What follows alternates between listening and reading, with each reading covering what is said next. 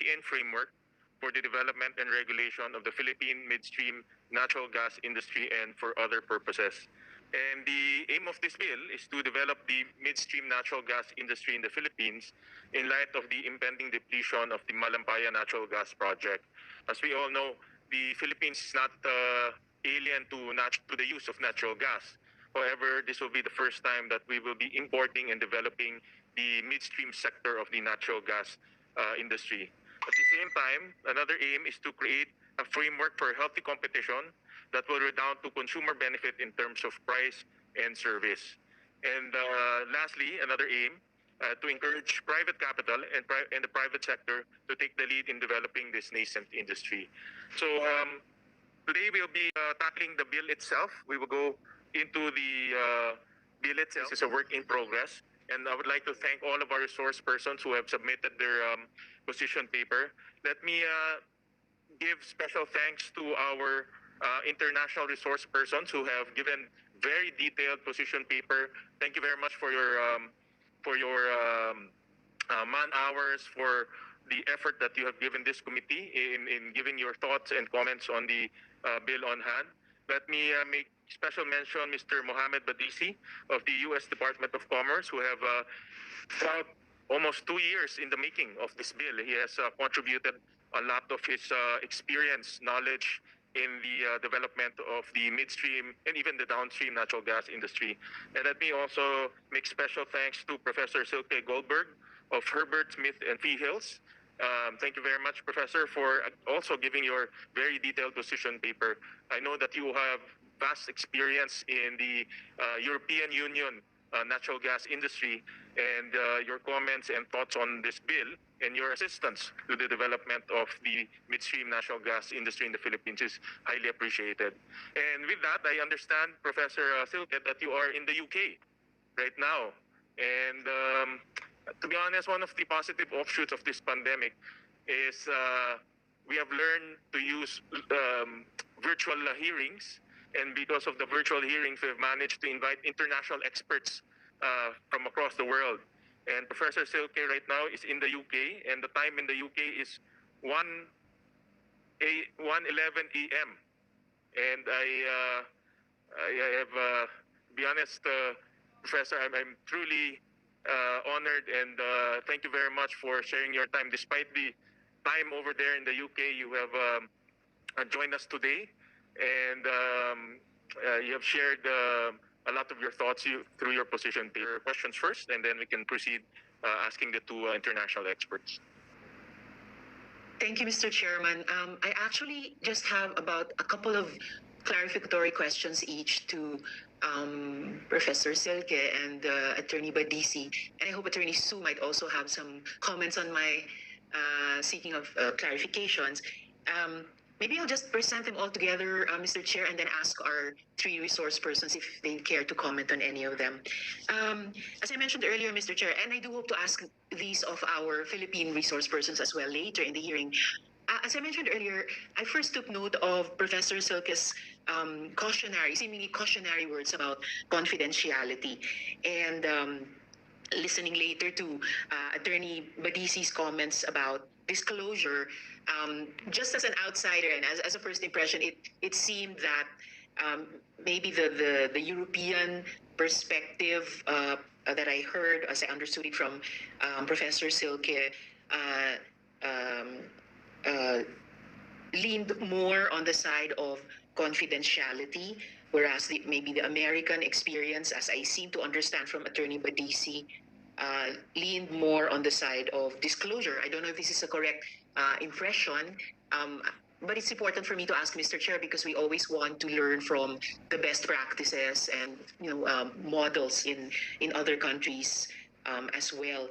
And I'm interested in this issue because I want, looking at our bill now, I want to learn if confidentiality provisions might not become unnecessarily broad. After all, the power sector is of vital interest to the public, and aren't power contracts and other related materials public documents as well? So I'm interested to have specificity about what proprietary and confidential data might be withheld from the public. clarification would be on, well, I found it interesting, Attorney Badisi's comments about upstream regulation having more to do with consumer protection and midstream regulation, such as we're considering now in the bill, having to do more with boundaries for the marketplace. Because it seems like the two interests would actually flow into each other. Wouldn't, for example, midstream regulation providing boundaries as it will for the marketplace also, in fact, or should it not, in fact, also provide for consumer protection, in a symbiotic way?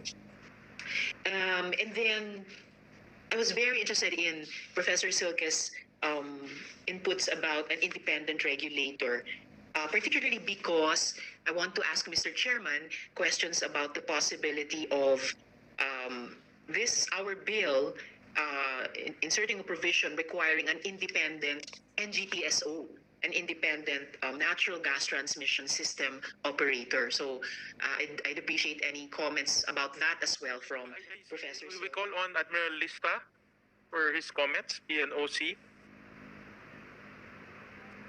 Good morning, Mr. Chairman. Good morning, Senator Antiveros.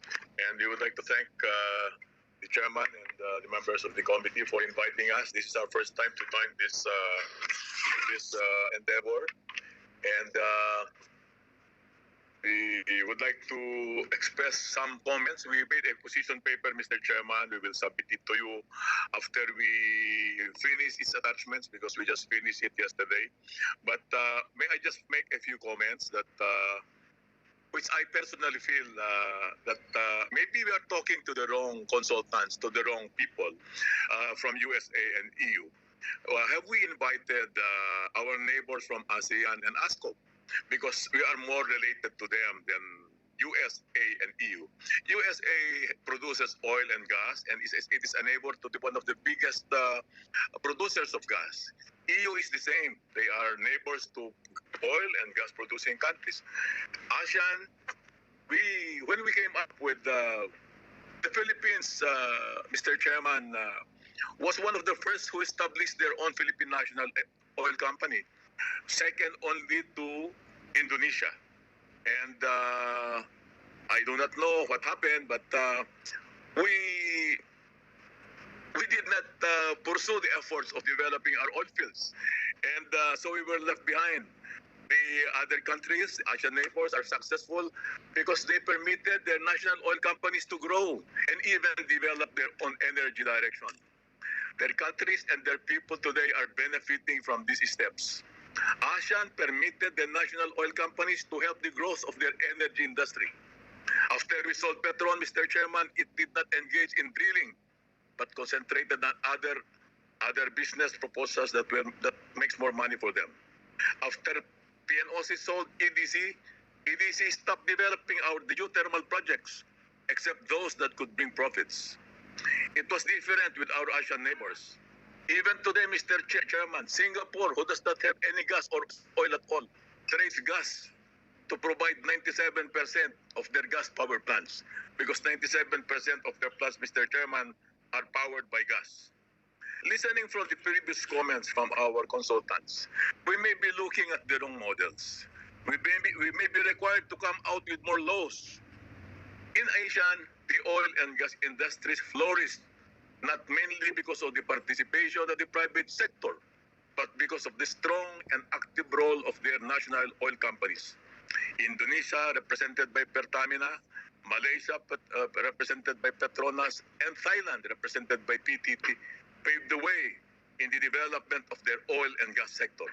Today, Mr. Chairman, Vietnam and others are not far behind. The Philippines, unfortunately, which was established way ahead of them, is now lagging behind because PNOC was emasculated by too many rules and regulations combined with the privatization of its earning assets, while other NOCs are amassing assets. In our experience also, Mr. Chairman, in the Philippine energy business, it is a dream to have full disclosure. I do not know where trust begins, but in my experience in the past years that I've been dealing with DOE has been issued TRO several times when it asked for the unbundling